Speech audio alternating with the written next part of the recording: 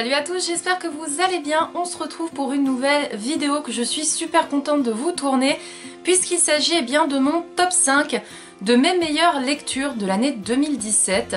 Je sais que je me répète beaucoup là-dessus, mais je vais encore le dire une fois de plus. Plus le temps passe et plus il devient très difficile d'avoir des coups de cœur selon moi. Je ne sais pas si c'est le fait que je lis énormément de livres et du coup ça fait que j'ai certains critères pour que le livre m'apporte quelque chose. Il faut qu'en fait il me procure tout simplement des émotions, qu'elles soient positives, négatives, que ce soit, je sais pas moi, des rires, de la bonne humeur, que ce soit de la tristesse, que ce soit de l'horreur, de la surprise, bref. En tout cas, pour que j'ai un coup de cœur, il faut que le livre me provoque une émotion, n'importe laquelle, mais en tout cas il faut qu'il me donne quelque chose. Et je ne vous cache pas que même si j'ai beaucoup de lectures qui frôlent les coups de cœur et qui ont la note de 4 sur 5, ce qui est déjà super parce que ça veut dire que j'ai adoré ce roman, et bien d'avoir un 5 sur 5 ça devient très difficile et je ne le donne pas à n'importe quel roman. C'était la petite aparté et maintenant je vais vous présenter bien sûr les 5 livres que j'ai adorés. Vraiment c'est des lectures qui m'ont marqué cette année, c'est des coups de cœur que je garde en mémoire et que je suis sûre que ce sera des romans que je relirai par la suite. C'est parti, je commence tout de suite. Comme toujours, on va aller du plus faible coup de cœur au plus gros, comme à chaque fois, j'aime bien faire dans cet ordre-là, pour vraiment que vous ayez celle qui m'a le plus chamboulé en dernier, donc c'est l'effet de surprise. Et donc en 5e position, il y a une BD, c'est un peu comme l'année dernière avec les carnets de cerises. Et bien là, il s'agit de Cœur de pierre de Gauthier et Almanza, publié aux éditions Delcourt Jeunesse.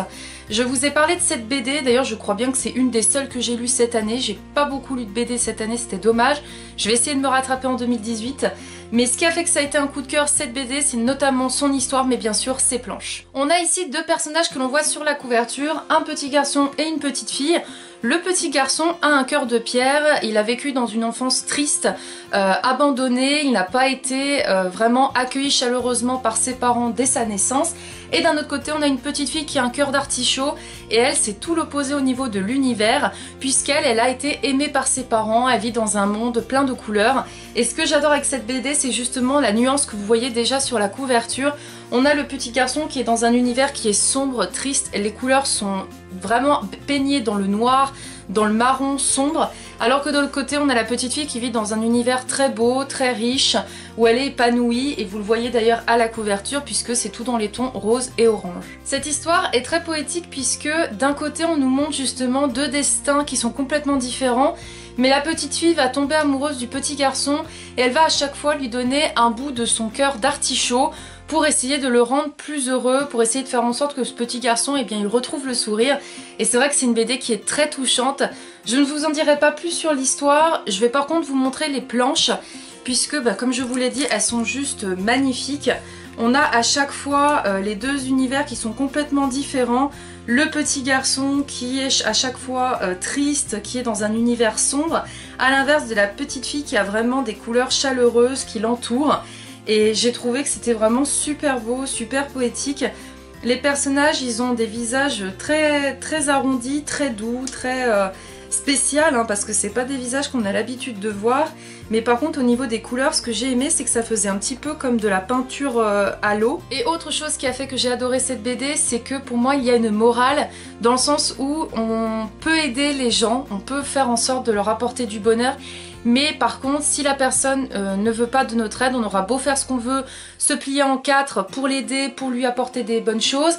Si elle ne veut pas avoir de notre aide, si elle ne veut pas aller mieux, on ne peut rien faire, on est impuissant quelque part. Si vous n'avez pas encore lu cette BD, je vous la recommande fortement et n'hésitez pas à aller voir ma chronique qui se trouve en barre d'infos. Ensuite, il s'agit d'un 3e tome. Alors vous savez que dans mes top 5, j'aime bien vous présenter soit des BD, que ce soit des premiers tomes ou même des mangas, soit alors bien des premiers tomes de romans, puisque c'est vrai que j'aime bien avoir des premiers tomes en coup de cœur pour vous les présenter, pour après si vous voulez lire la suite vous la lisez ou pas, ou si c'est un one shoot et ben vous arrêtez là.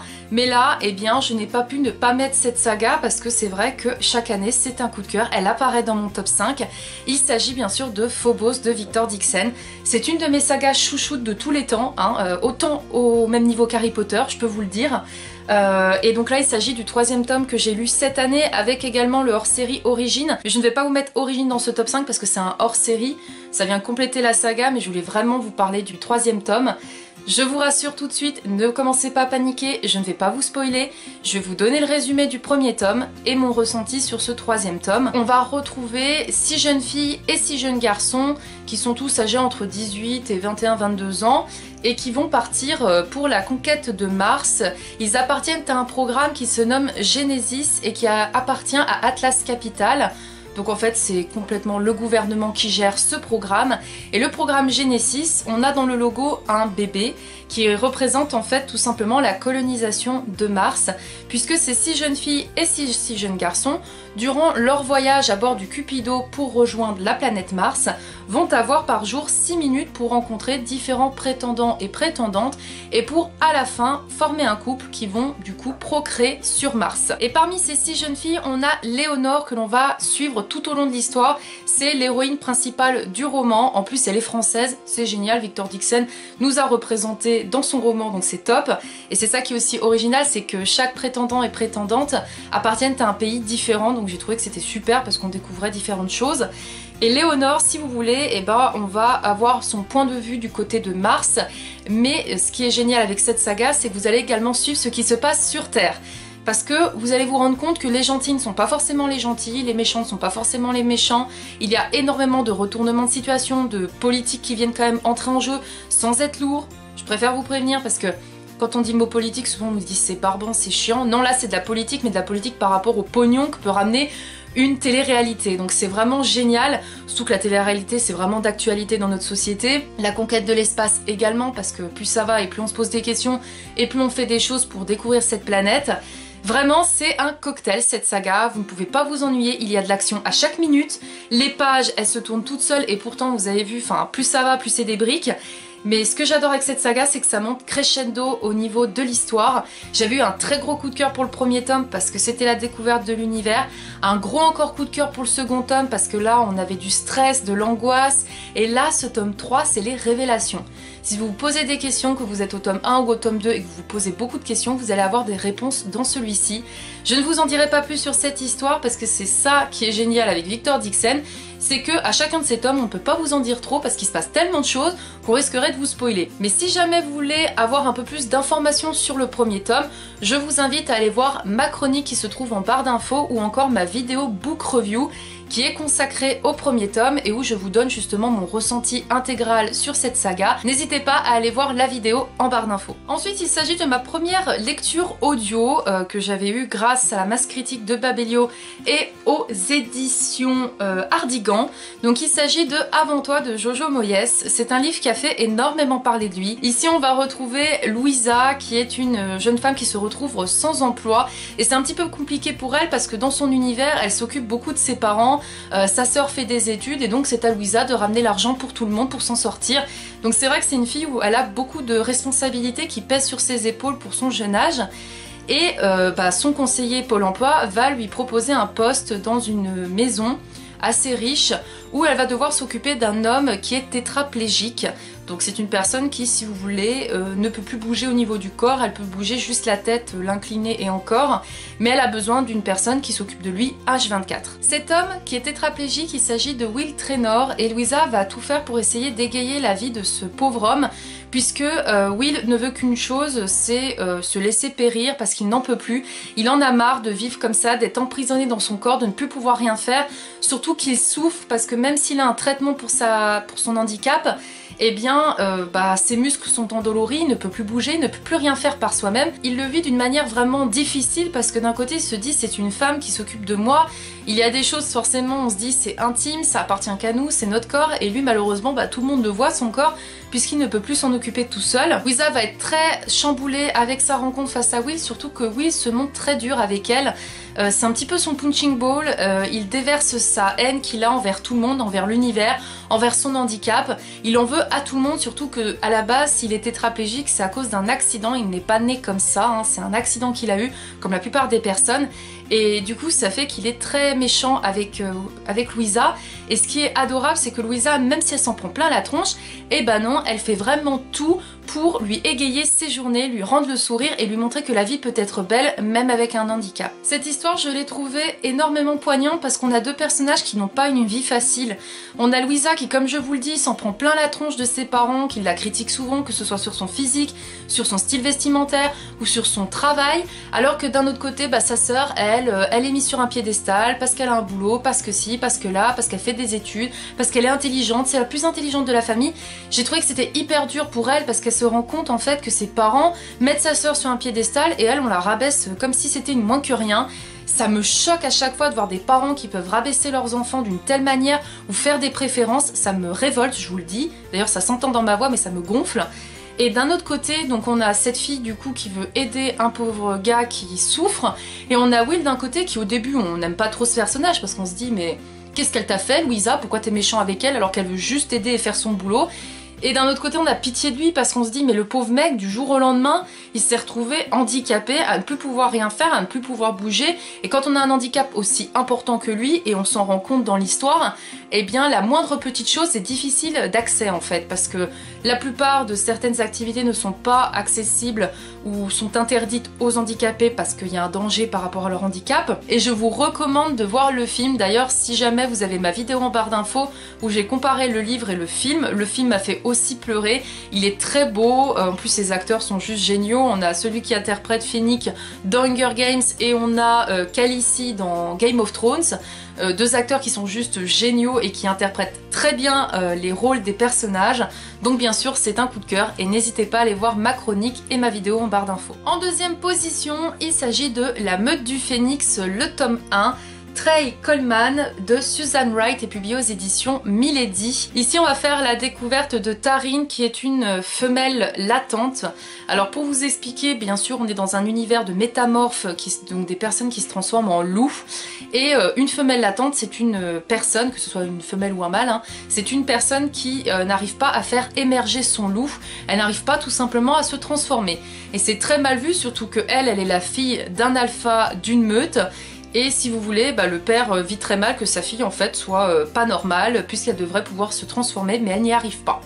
Le pire pour Taryn, c'est que son père veut la faire épouser de force Roscoe, qui est un autre mâle qui va devenir un alpha, mais ce mec est juste horrible, il prend ce qu'il veut en gros, il traumatise les femmes, il se sert d'elles comme des objets et Taryn sait très bien que si elle est entre ses mains, il va lui en faire voir de toutes les couleurs et elle n'a pas envie.